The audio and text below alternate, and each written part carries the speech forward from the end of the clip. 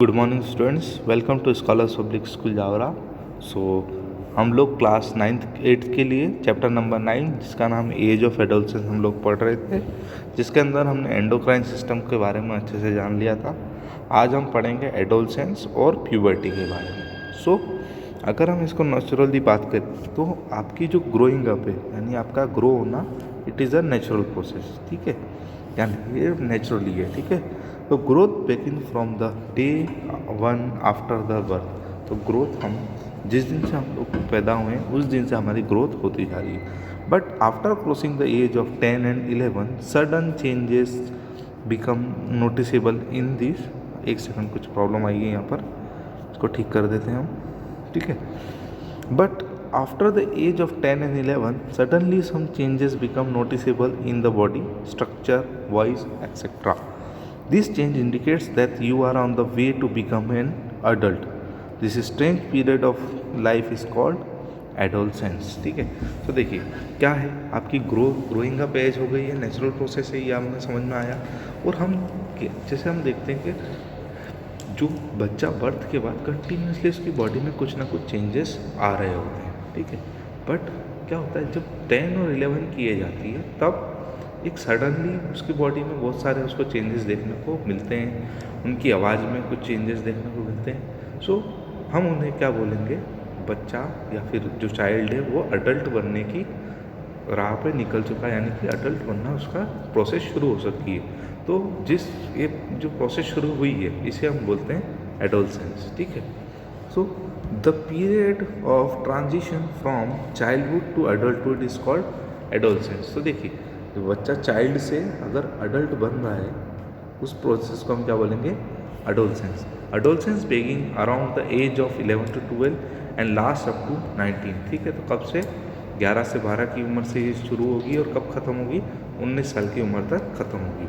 This period is also called teenage. अभी teenage क्यों बोलते हैं हम इसे, क्योंकि आप सिंपल से समझिए कि 13 से हम मेनली 19 माना जाता है। ठीक है, तो 13 से 19 में टीन आ रहा है, यानी कि टीन एज जिसे हम बोला जाता है। ठीक है, वर्ल्ड हेल्थ ऑर्गेनाइजेशन जो कि हमारा जो दुनिया में हेल्थ का ध्यान रखता है पूरी दुनिया का, वो उनकी अकॉर्डिंग डेफिनेशन क्या है, adolescence as a period of life between 10 to 19 years. ठीक है, this period of adolescence varies person to person. Normally adolescence started earlier girl than boys. तो देखिए एडोलसेंस क्या होता है, पर्सन टू पर्सन चेंज होता है। क्यों? क्योंकि हर किसी की बॉडी अलग है, हर किसी का स्ट्रक्चर अलग है और नेचुरल कंडीशन बहुत सारी चीज़ों पे डिपेंड करता है।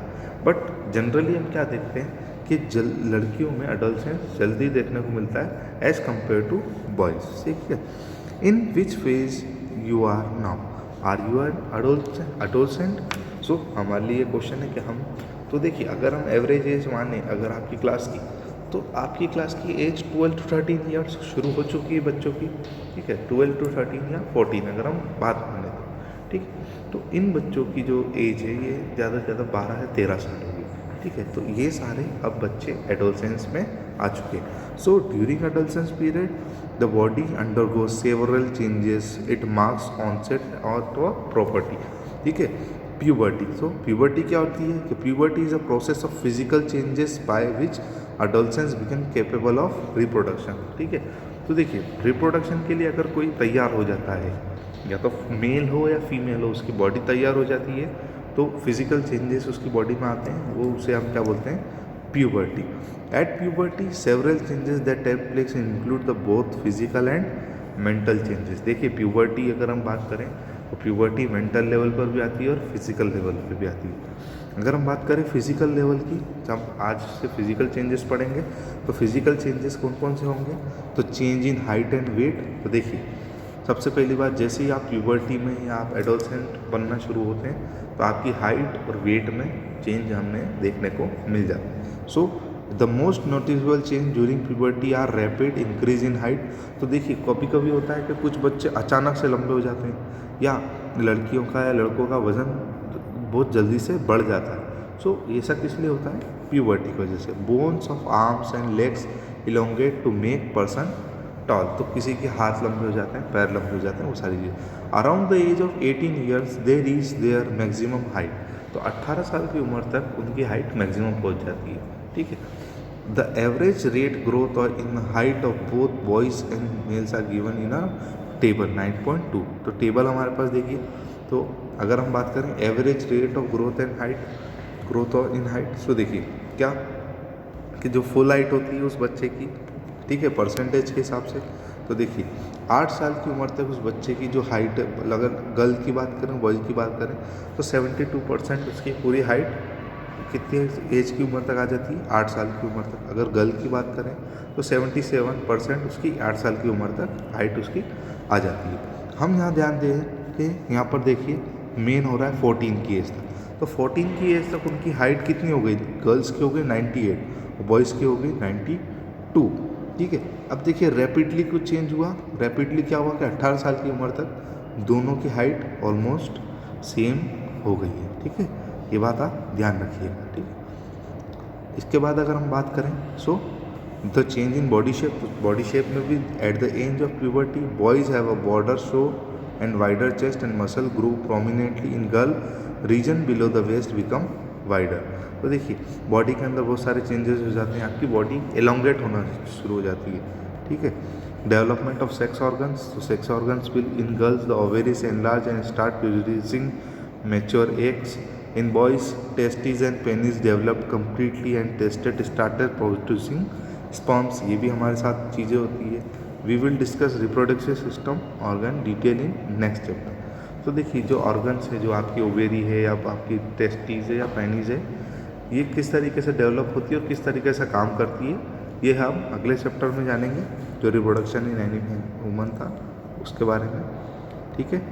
और ये ग्राफ है जो आपके लिए इम्पोर्टेंट इसलिए कि आपको समझ में आ जाए कि किस तरीके से एज के साथ बच्चे, गर्ल या बॉय, दोनों की बॉडी का ग्रोथ होता है, ठीक है। इसके अलावा अगर हम बात करें तो वॉइस में भी चेंज आ जाता है लड़कों की। तो at the puberty the voice box और लाइनर इंक्रीज इन साइज। देखिए हर लड़के की यहाँ पर एक एडम्स एप्पल होती है, तो ये लड़की की आवाज़ को कंट्रोल कर सकती है।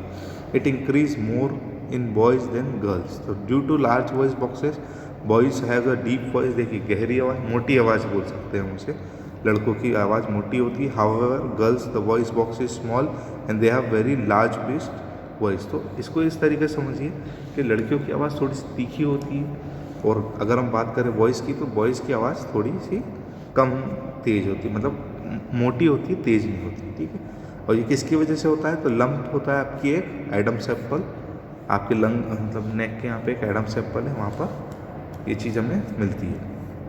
आई होप आपको इतनी बात अच्छे से समझ में आई होगी। बाकी की बातें हम नेक्स्ट लेक्चर में करेंगे, तब तक के लिए आप पढ़ते रहिए। Thank you so much, God bless you.